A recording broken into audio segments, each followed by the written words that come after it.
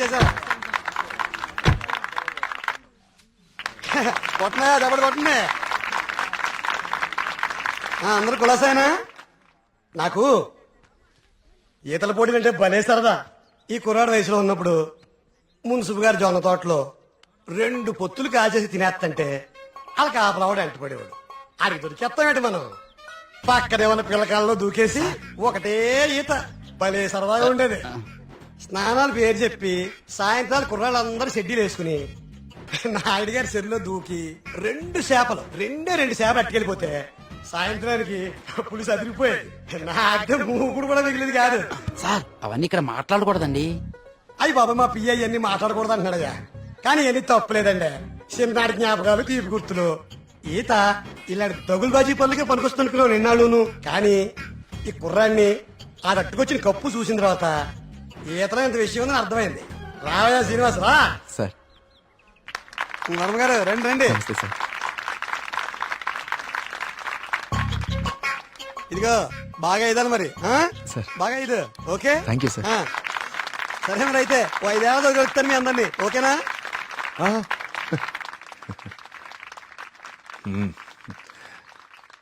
భోజనానికి ఇంటికి రా శ్రీనివాస్.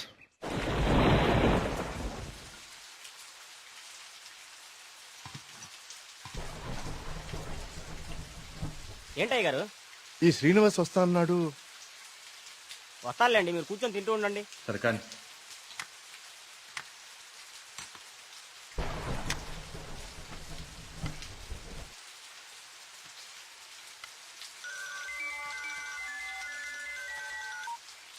ప్రియా చెప్పమ్మా, ఫోన్ చేసావా? వర్మ గారు, మన శ్రీనివాస్ అండి అదే బావిలో.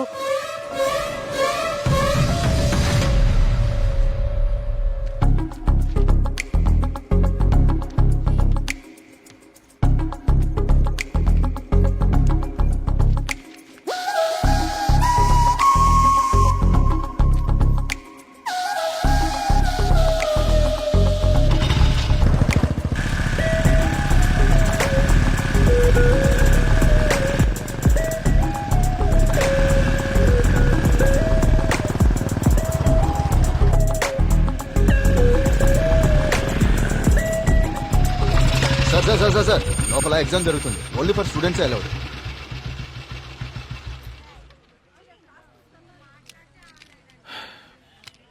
స్టూడెంట్స్ ఏంటి సార్ లోపలికి పంపడానికి టిప్పా? కాదండి, నా వయసుని గుర్తు చేసినందుకు ఒక చిన్న gift. Thank you. Thank you sir.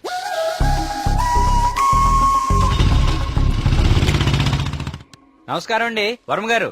పూజారి గారు రండి కూర్చోండి. పర్లేదండి, మన ఆలయంలో నిర్విఘ్నంగా తిరిగి కలశం ప్రతిష్ఠించాం స్వామి. దాని గురించి ప్రత్యేక పూజలు నిర్వర్తించాం కదా. శివానంద తీర్థులు గారు ఈ ప్రసాదం మీకు అందజేయమన్నారు. ఓం సుబ్రహ్మణ్య స్వామి. కుమార్, అయ్యగారు ఈ ప్రసాదం హైదరాబాద్ లో అమ్మాయి గారికి చేరేటట్టు చూడు. అలాగయ్యా. హైదరాబాదా? నేను అటే వెళ్తున్నాను స్వామి. అమ్మాయి గారికి ప్రసాదం నేనే స్వయంగా ఇచ్చేస్తాను. మీకెందుకండి పూజారి గారు శ్రమ? ఇది శ్రమే ఉంది స్వామి. నేను వెళ్తున్నానుగా, ఇచ్చేస్తాను. ఉంటానండి.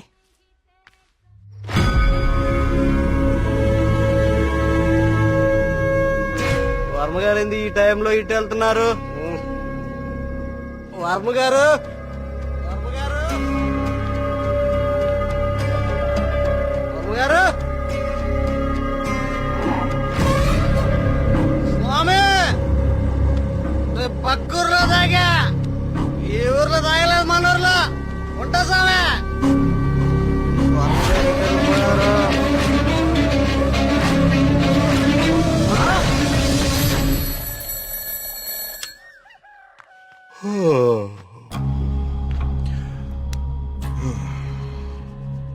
ఓం సుబ్రహ్మణ్య స్వామి నమః. అయ్యా, మిమ్మల్ని కలవడానికి ఇన్స్పెక్టర్ గారు వచ్చారు. వస్తున్నానని చెప్పు.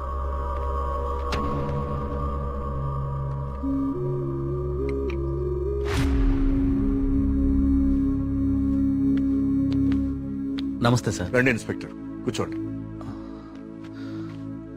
అది రాజయ్య చనిపోయాడు. అయ్యో, నిన్న సాయంత్రం కూడా కలిశానే. నిన్న రాత్రి పక్క ఊర్లో తాగి మన ఊర్లోకి రాగానే ఆత్మహత్య చేసుకున్నాడు. దీంతో ఇప్పటి వరకు 5 ఆత్మహత్యలు. వీళ్లలో ఎవరికి చచ్చిపోయేంత సమస్యలు లేవు. చనిపోయే ఒక్క క్షణం ముందు కూడా ఆనందంగా గడిపిన వాళ్లే. ఈ 5 కేసుల్లోనూ మనకు దొరికిన ఆధారాలు 2. ఒకటి పిచ్చిరాతలు రాసి ఉన్న కాగితాలు, 2 నెమలి. ఈ 5గురు చనిపోయే కొన్ని నిమిషాల ముందే ఒక భయంకరమైన నెమలిని చూశారు. వాళ్ల పక్కనున్న వాళ్ళు భయపడ్డారు. వీళ్ళు సంతోషంగా చనిపోయారా? మీకెలా తెలుసు? మీకెలా తెలుసో నాకు అలాగే తెలుసు. ఇన్స్పెక్టర్ గారు, కేసు చేయి దాటిపోతే విషయం ఊరు దాటిపోతుంది. అది మీకు మంచిది కాదు, ఊరికి మంచిది కాదు. త్వరలోనే ఈ సమస్యకి పరిష్కారం చూడండి. సార్, ఒక మాట చెప్పనా?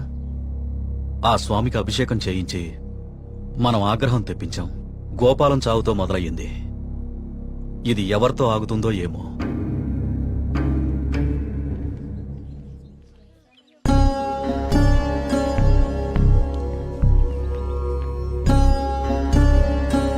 ఓం గం గణపతయే నమః. బాబు, కస్తూర్బాయి ఉమెన్స్ హాస్టల్ ఇదేనండి.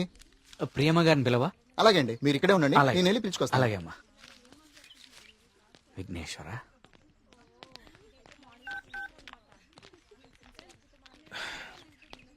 ఇంకెంతసేపు వెయిట్ చేయమంటావే? ఇంకాసేపు ఇక్కడ ఉంటే నన్ను సెంటర్ లో శిలా విగ్రహం అనుకుంటారు. తొందరగా వచ్చే.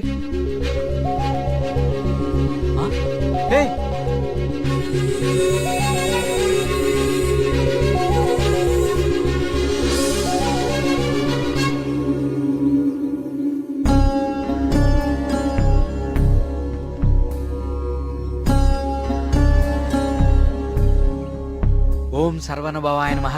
నువ్వు చాలా అదృష్టవంతుడు అయ్యా. సుబ్రహ్మణ్యపురంలో కలశాన్ని తిరిగి ప్రతిష్ఠించిన తర్వాత స్వామివారికి అలంకరించిన వస్త్రం ఇది. ఇది నీ మెళ్ళో పడిందంటే నువ్వు గొప్ప యోగ జాతకుడు అయ్యా. సుబ్రహ్మణ్యపురం కలసం పట్టం అదేగా? అవునండి, మీకెలా తెలుసు? కనీసం 10 లక్షలు ఖర్చు పెట్టుంటారు కదా. ఆ, ఊరి పేరు చెప్పుకుని మీ స్వామీజీ ఒక హోండా సిటీ కూడా కొనుక్కుని ఉంటాడు. కలసం కూలితే సిమెంట్ పెట్టి అతికిచ్చేయాలి గాని ఇలా లక్షలు తగలేయకూడదండి. 30 కోడి పిల్లకి జబ్బు చేస్తే 3 రూపాయలు మందు కొన్నట్టుందండి మీ వ్యవహారం. ఇప్పుడెందుకు టెన్షన్ పడుతున్నారు? ఇప్పుడేం ప్రత్యక్షమైంది? హాయ్. ఏయ్, సుబ్రహ్మణ్యపురం గురించి నీకేం తెలుసు? ఆ రోజు కూడా ఉత్సవాలు ఇలాగే నోరు పారేసుకున్నావు. చదువుకున్న ప్రతి ఒక్కడికి దేవుని తిట్టడం ఫ్యాషన్ అయిపోయింది. ఆ? నేను చెప్పేది కొంచెం వినండి. నువ్వు చెప్పేది నేను వినాల్సిన అవసరం లేదు.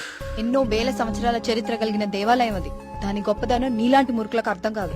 నీకు దేవుడంటే నమ్మకం లేకపోతే అది నీ కర్మ. కానీ దేవుణ్ణి నమ్మే వాళ్ళని మాత్రం అవహేళన చేయి.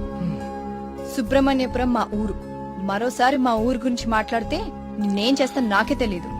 ఇంకోసారి ఈ ఏరియాలో కనిపిస్తే పోలీస్ కంప్లైంట్ ఇస్తాను.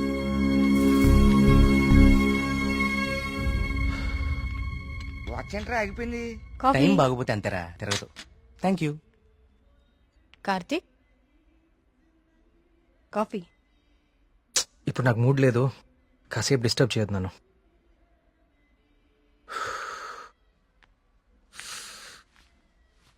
ఏమైంది సార్? సీరియస్ గా ఉన్నారు? వాడితో ఒక అమ్మాయి 1 సైడ్ గొడవ పెట్టుకుంది.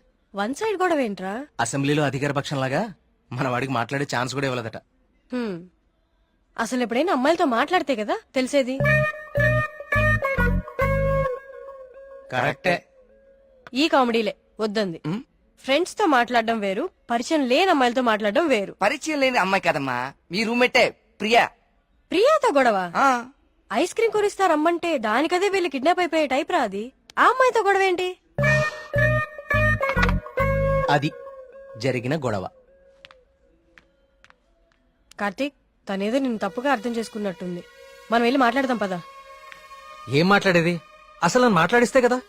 ఇప్పుడు నన్ను కాళ్ళు పట్టుకుని క్షమాపణ అడగమంటావా? ఏం అక్కర్లేదు. ఒక్క నిమిషం ఆగు. అసలు తను ఎక్కడుందో కాల్ చేద్దాం.